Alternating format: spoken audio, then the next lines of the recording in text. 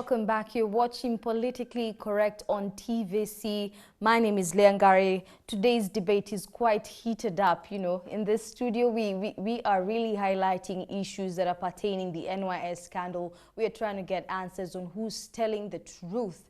And of course, remember, you can send in your views and comments with regard to today's topic and what we touch on today. And you can send them through 0774 455 111. That's 0774 455 111. Of course, with us, again, I'll introduce my guest. His name is Jared Sala, who is an advocate of the High Court of Kenya. Thank you, Leah. Now, Jared, before we took a short break, you were telling us about Honorable Kipchumba Murkomen and Honorable Adan Duale, and you know how they've come out strongly and said we don't know anything about exchange of money. You know, they're denying the allegations that have been pitted against them. So I think we were looking into that and seeing perhaps who's telling the truth, where does the truth lie? Well, it's correct to say that the two of them have come out to strongly deny any link to the NYS scandal. But if you look at their colleagues and even their peers in Parliament and elsewhere, you'd realize that there could be a link between these two leaders and matters NYS. For instance, Kapsaret MP, Honorable Oscar Sudi, has come out on record to say that when the NYS issue came to the fore and the parliamentary committee was discussing it, Honorable Senator Murkomen is the one who personally called him and asked him to remove his signature from the petition to have Waiguru ousted from office. And at the time, Honorable Sudi says he did not understand why Senator Murkomen was so passionate to the extent of following up individual MPs and telling them not to follow up, to remove their signatures basically from the Waiguru petition. And eventually you realize that the petition failed after many MPs from the URP wing withdrew their signatures. So in as much as Senator Murkomen would deny any links, this coupled together with the fact that he admits visiting the office of the NYS director points to the fact that where there is smoke, there could be fire. Indeed. Now, the question is, do you think that they actually knew that the Jubilee Coalition knows everything in regard to the NYS fraud? Because we saw the State House spokesman, Manoa Esipisu, also come out previously to defend Anne Waiguru. Do you think the Jubilee Coalition actually knows something that we do not know about the NYS fraud? I believe that the Jubilee administration, yes, knows much more than what is in the public limelight. You remember that at the time when the State House spokesperson, Manoa Esipisu, came out in defense of Waiguru, that was the first time since Kenya achieved independence for State House to come out and protect a cabinet minister on matters involving allegations of corruption. It's the very first time. Jomo Kenyatta never did it. Even Daniel Arap Moi, with all the corruption scandals in the Kanu regime, State House has never come out to defend any cabinet minister facing corruption allegations. It was the first time. And the questions Kenyans were asking at the point is, why is this happening for the first time?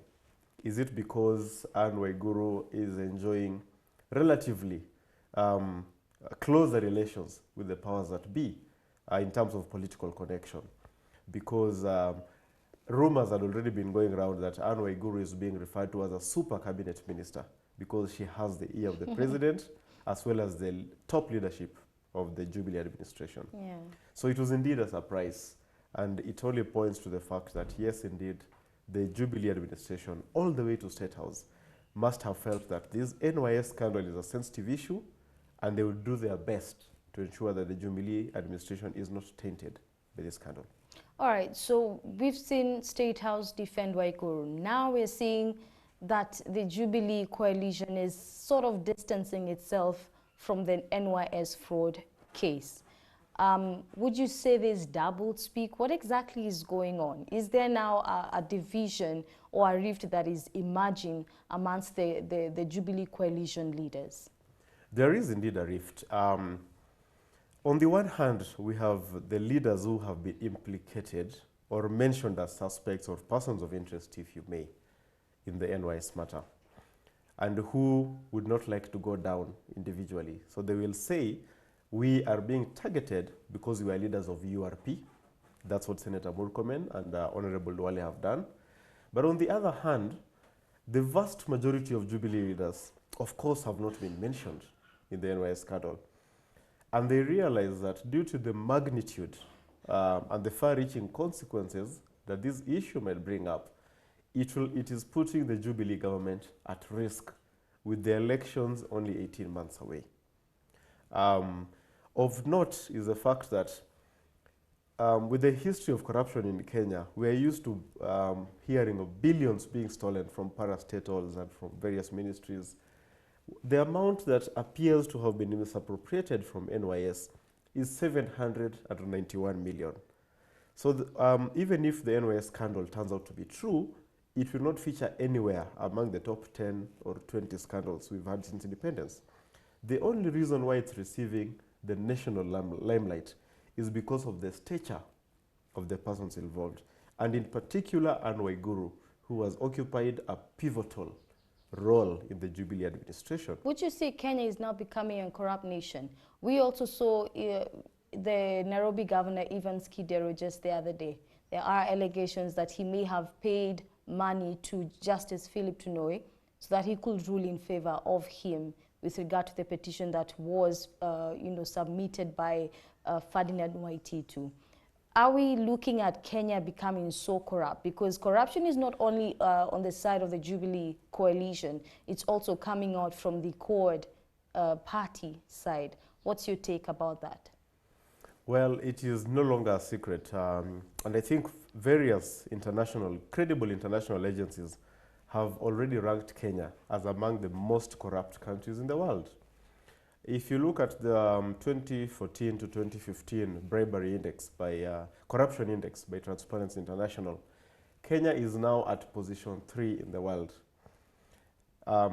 We are now ranked as being more corrupt than Nigeria, than Bangladesh, than Zimbabwe, Central African Republic, all these pariah states that have been shunned by the international community. And no less than the president of Zimbabwe, Robert Mugabe, has given an address to his countrymen telling them not to be as corrupt as Kenyans. That only shows how low we have sunk on matters corruption. What are the implications we have as a country, we may be facing as a country on the international scene? Because also yesterday we saw Samuel Gishuru, Chris Okemo, their case of being involved in corruption. What do you think all these cases are doing to us in terms of the kind of a reputation we have on the international scene? Well, of course, but once we are perceived to be a corrupt country, that will dampen the investment climate in the country in the long term, because no international investor would want to put their money in a country where they hear a judge is being bribed or a parastatal is dishing out tenders corruptly or inflating the figures to benefit politicians. Nobody would want to invest in such a climate. And that's why if you look at the ranking of investment destinations in Africa, the countries that are relatively corrupt-free or perceived to be less corrupt, like Rwanda, Botswana, Angola, and others, are now being perceived as more attractive investment destinations as compared to Kenya. So are we looking at the country being really affected in terms of investors coming into the country to invest? No, I would not say so. For the simple reason that as much as Kenya is ranked as the third most corrupt nation on earth, we still have many factors going for us. We have tremendous infrastructural growth. We have amongst the most educated labor forces in the world.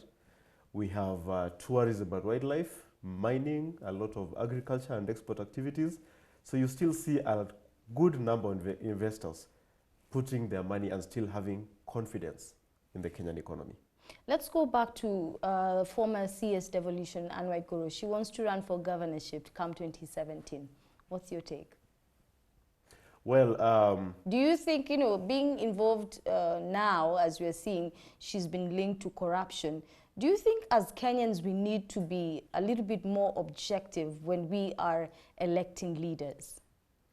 that will sound like the ideal situation. However, it does not work for the Kenyan political scene. We have seen from 1963 to date numerous politicians vying for office and being elected when they're perceived to be having engaged in criminal activity or they're suspects before courts of law. Even if you look at the current country's top leadership, both the president and deputy president were elected into office while facing charges of crimes against humanity. So I would not say that Kenyans objectively perceive leaders at election time and shun those leaders who appear to be corrupt. In fact, on the converse side, a lot of corrupt individuals are elected as leaders. So where is the problem? What would you say to Kenyans? You know, there's a Kenyan watching right now. What can you say to the Kenyans in regards to electing leaders? Because it sort of appears now we are also to blame because we elect these people into parliament and now they become our leaders, and now we are seeing what they're doing and how they are conducting themselves as our leaders. What would you say Kenyans need to do differently? Well, the leaders we elect are basically a mirror image of the society that we are. And it is paramount that Kenyans begin to reevaluate themselves and elect into office persons based on their integrity and what these persons are capable of achieving once elected into office. Because the problem we've had for the last half a century is we elect people based on how much money they have or how popular they are in their home areas, as opposed to their ability to deliver. All right, let's look at Samuel Gishuru and Chris Okemo. You know, they're facing counts related to corruption. What do you perceive of their cases in reflection to the issue of corruption in our country?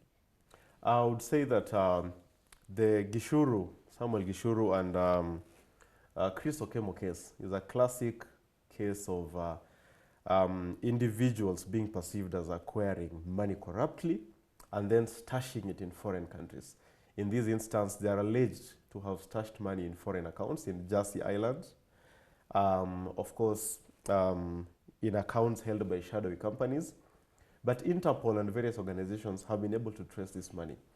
Now, for the last few years, these two individuals have been fighting a battle in Kenyan courts to prevent their extradition so that they do not face charges in courts outside Kenya. But under international law, and Kenyan courts have so far agreed, there is a high likelihood that they will eventually, there's a possibility that they will be extradited and they will face charges outside the country. All right. Now, we'll just go back to especially Anwar Guru. I think we need to go back to that. She wants to run for governorship for Nairobi. Do you think she should run, especially after what has happened with the NYS fraud case? Well, as I said earlier, any individual before a court of law is innocent until proven guilty. Anwar Guru is yet to be charged in any court of law, not even on account of abuse of office, despite her having left office on allegations of corruption. Of course, she talked about her health condition as the reason. As to whether it would be prudent for her to vie for governorship, the ideal situation would be that she would, if I were her, I would hold on, go through the due process first and be cleared, and then come out strongly to now say I'm clean, ready, and willing to serve the people of Nairobi. But until that happens, she will be carrying this tag of being a corrupt person, although she's yet to be proved to be so, and it will go all the way to the ballot box. And of course, her opponents will have a field day talking about that during the campaigns. All right, we'll go now to voter registration. Still on matters corruption. Yesterday, you know, we saw the opposition